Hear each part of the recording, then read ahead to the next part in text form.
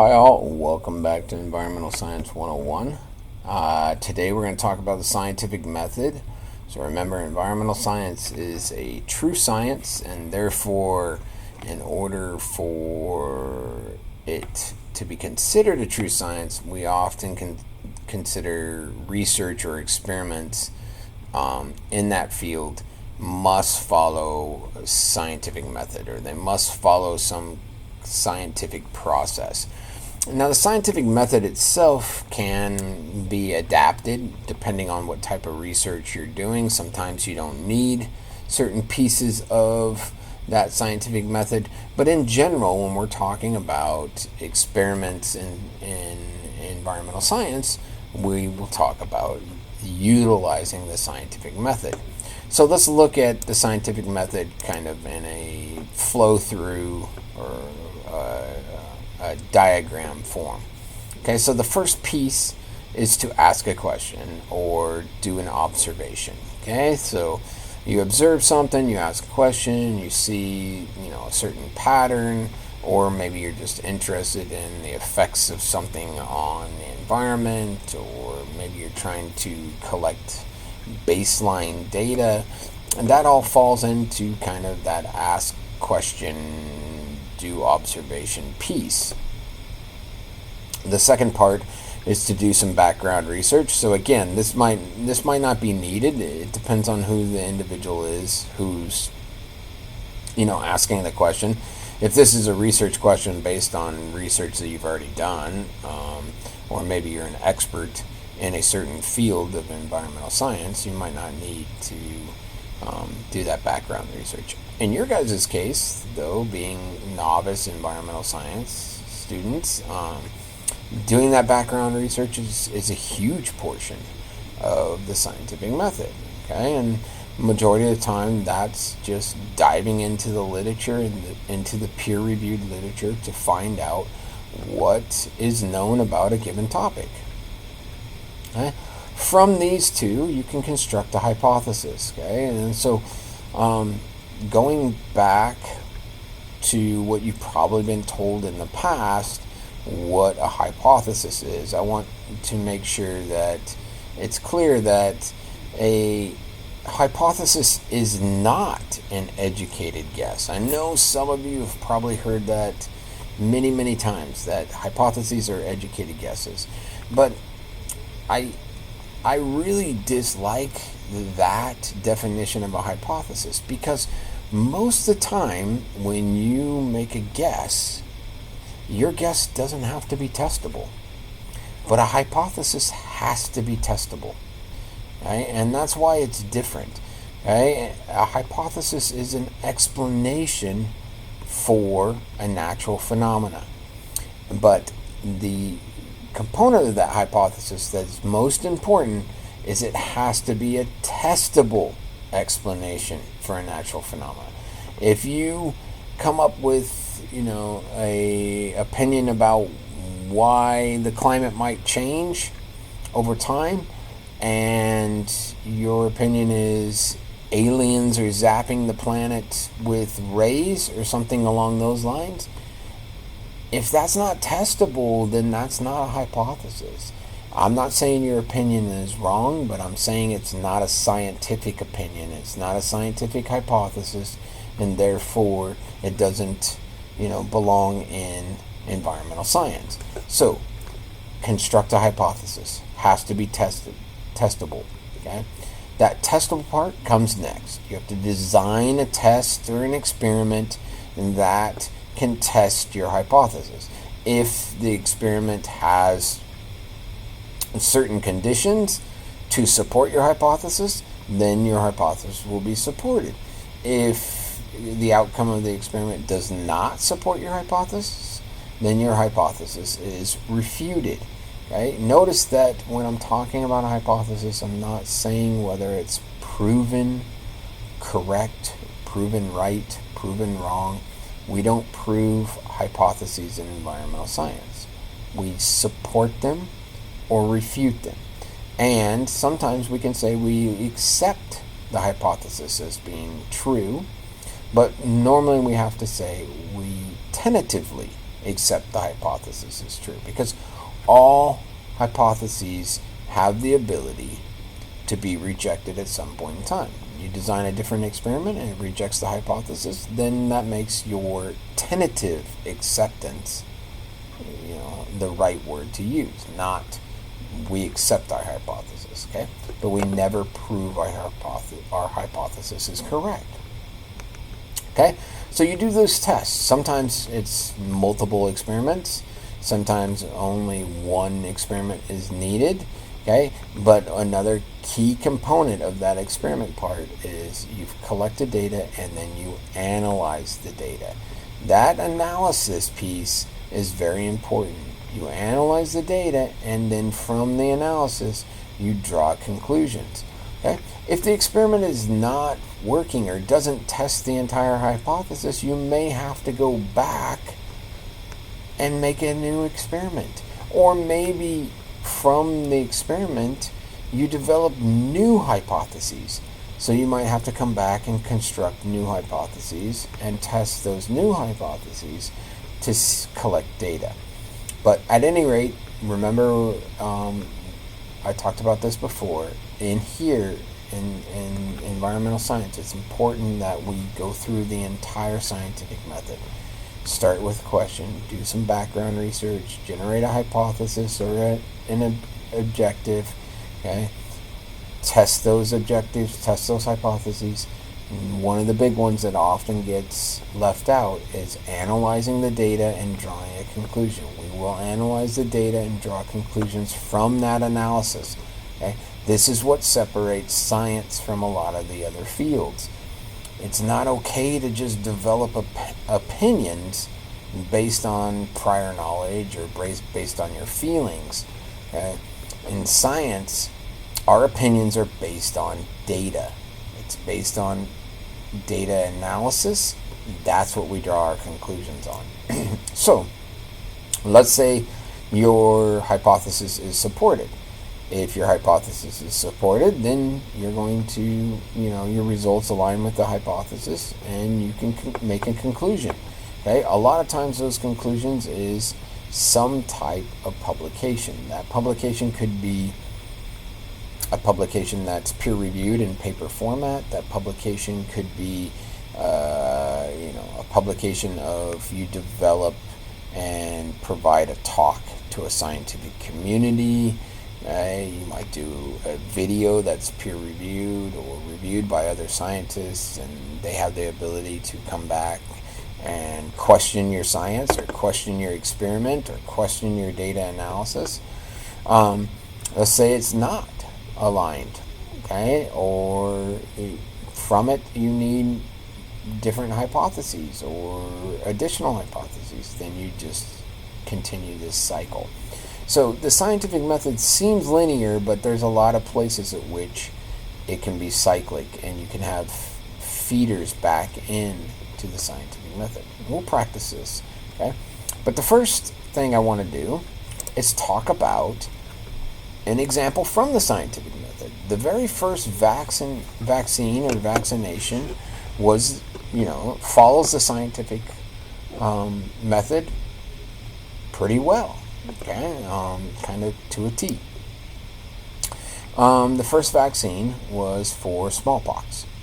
Smallpox, if you're not familiar with it, is similar to chickenpox. It's in the pox group, except for it's far more deadly, or was far more deadly at the time, and most common forms was about a 30% fatality rate. Okay, when we think of fatality rate of diseases, just to put one that might be on people's minds recently, like COVID. COVID had a fatality rate of less than 1%. Okay, so smallpox fatality rate is 30%. 30% of people who got smallpox would die from it. And when we start looking at, these are old pictures of patients that had smallpox. Again, it is a horrible disease. And when we start looking at how it affected people in the world, okay, it wasn't equal. So that 30% is kind of worldwide, but when we start looking at smallpox and how it affected people in different regions, Native Americans, Native South Americans, it was, yeah, the mortality rates were really high. For Aztecs, is around that 30%, okay, 38.5%. But you start looking at some different tribes of Native Americans in North America, and it was 50%. Some tribes even greater, like in the Plains, the Blackfeet in the Omaha, okay, 66%, 90% for the Mandan tribe, and the Tanos, 100%. Every single person that was part of the Tano tribe that got smallpox died from it. Okay, from this, Europeans, Spanish settlement or Spanish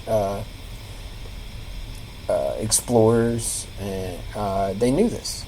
Okay, they knew that smallpox was deadly to Native Americans, and they started what we call biological warfare from it.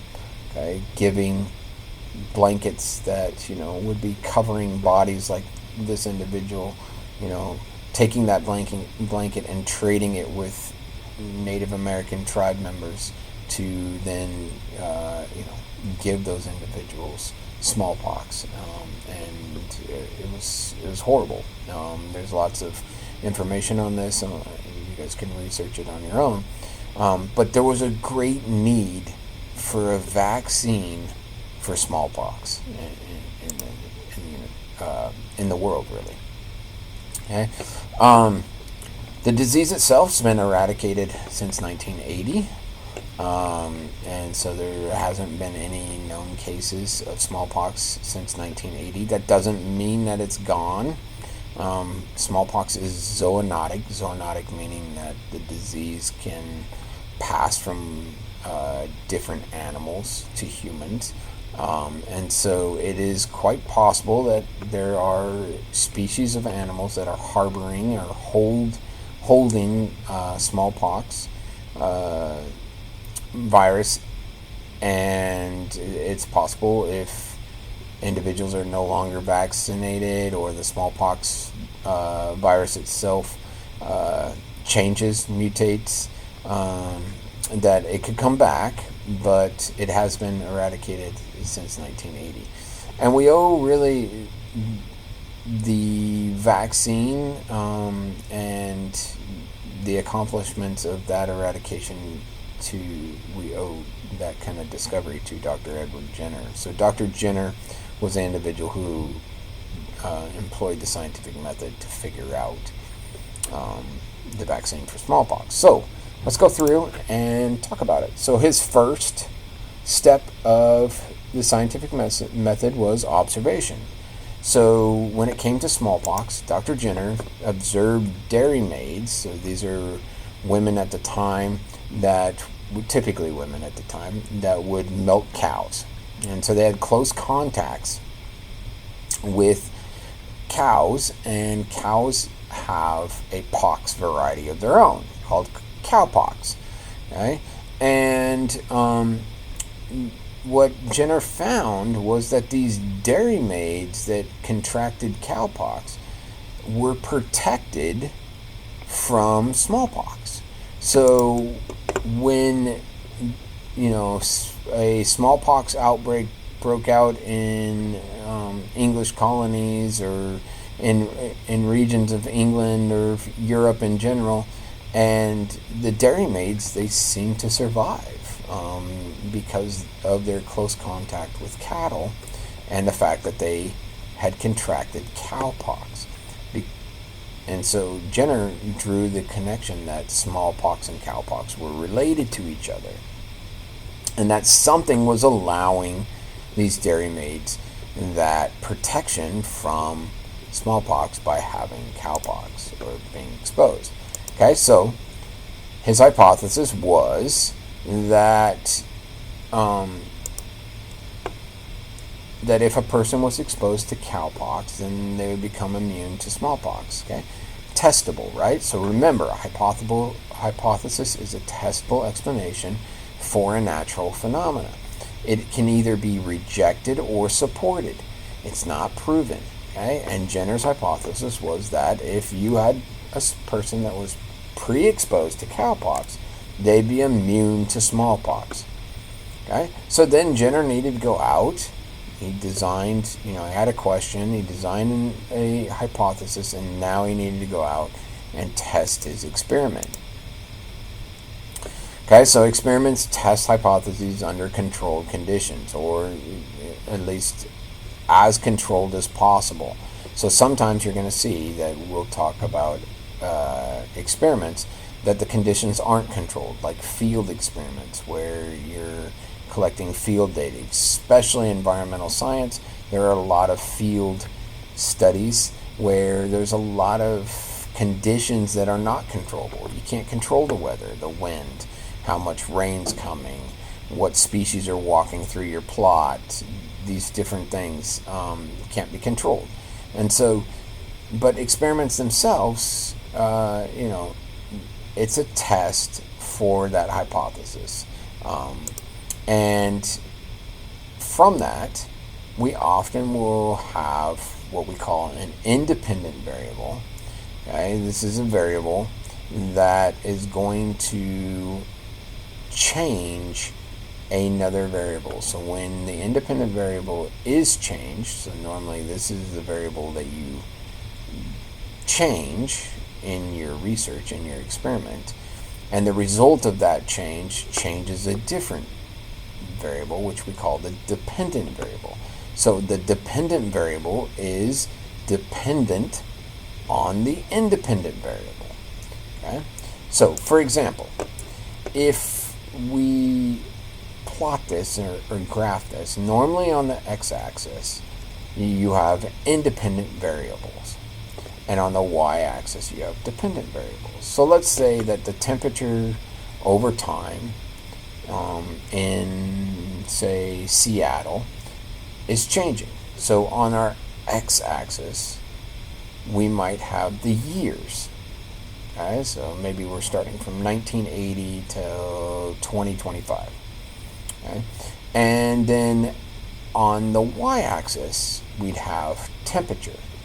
And so the year, as it changes, you have different temperature variables.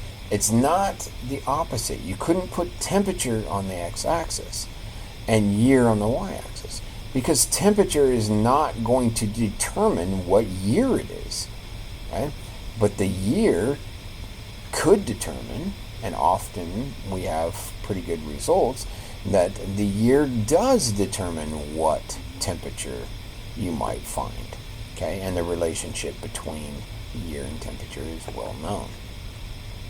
Okay, and so again, control variables. In some cases, variables can be controlled and kept constant. Okay, in closed systems, this is really easy to do. But in field studies, it's a little harder, and we'll come back and we'll talk about those kind of situations. Okay? So Jenner, his experiment started with an 8-year-old boy. Okay? And that 8-year-old boy was given cowpox. Okay? So what happened is Jenner took cowpox postula. Okay? So he didn't know at the time, but in that postula is the cowpox virus. Okay? So he took that cowpox material, fluid, okay, basically pus, and he would take that and then infect. And in this case, he infected an 8-year-old boy. So he held him down and took a little needle and took the pustule and would jab it into the child's arm, transferring the cowpox to the child. Okay? And after that child had been infected with cowpox, and the infection was allowed to pass, and the child got better, because majority of the time children weren't dying from cowpox. Okay? They would die from smallpox, but cowpox, less intense sickness. But when the child got better, then Jenner decided, all right, we're going to take smallpox postula and we're going to inject that and inoculate the child with the smallpox. Okay? So when we look at that independent, dependent variable, the independent variable is the vaccine. Okay? In this case, is the cowpox postula and the smallpox postula. Okay? The dependent variable was the patient protected from smallpox? So did the individual get smallpox after the vaccine? And the control was that, the child who was originally stuck never had smallpox before. And so, again, the sample size of the original experiment was 1. And we'll come back and talk about that. Okay? So that's the first part of Jenner's experiment for a vaccine. When we come back, we'll talk about the second part.